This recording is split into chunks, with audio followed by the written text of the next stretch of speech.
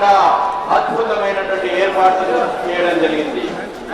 మనం చూస్తా ఉన్నాం, మీడియా ప్రతినిధులు కూడా గడిచిన 42 గంటలుగా భాగ్యనగరంలో జరుగుతున్నటువంటి ఈ శోభాయాత్రను యావత్ ప్రపంచాన్ని కూడా అందించడానికి, చూపించడానికి తాపత్రయపడుతున్నారు, చూపెడతా ఉన్నారు. మిత్రులారా, నిజంగా బాలాపూర్ వాసులు మనం అదృష్టవంతులము. ఎందుకంటే భాగ్యనగరంలో జరిగేటువంటి అద్భుతమైనటువంటి శోభాయాత్రకు అంకురార్పణ జరిగేటువంటి బాలాపూర్ యొక్క ఉత్సవ కమిటీకి, బాలాపూర్ గ్రామ ప్రజలందరికీ కూడా మరొకసారి శుభాకాంక్షలు తెలియజేస్తూ ఈ వేదిక ద్వారా ఈ సంవత్సరం ఇవాళ 17 సెప్టెంబర్ జరుపుకుంటా ఉన్నాం. తెలంగాణ ప్రాంతం, హైదరాబాద్ సంస్థానం భారతదేశంలో కలిసినటువంటి సుదినాన్ని కూడా ఇవాళ జరుపుకుంటా ఉన్నాం.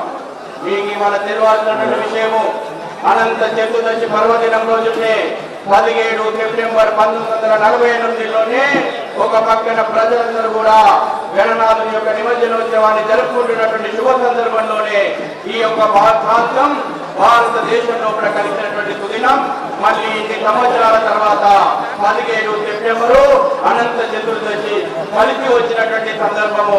మనందరం కూడా ఒకసారి భారత మాతకు చేయబడ్డాం. భారత్ మాతాకి, భారత్ మాతాకి.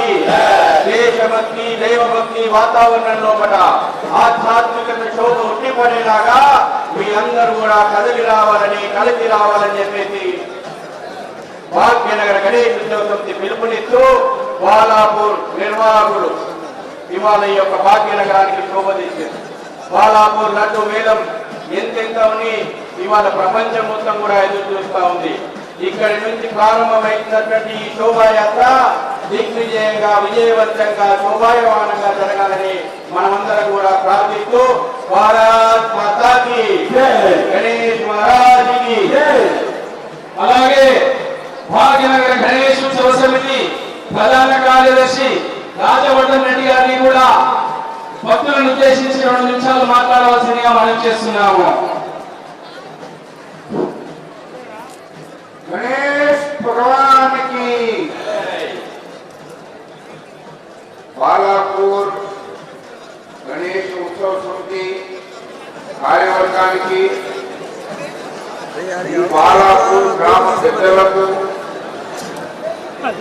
బాలాపూర్లో ఉండేటటువంటి ప్రతి పౌరుని కూడా నమస్కారాలు సమర్పిస్తూ, ఈ బాలాపూర్ గ్రామం నుంచే 1980లో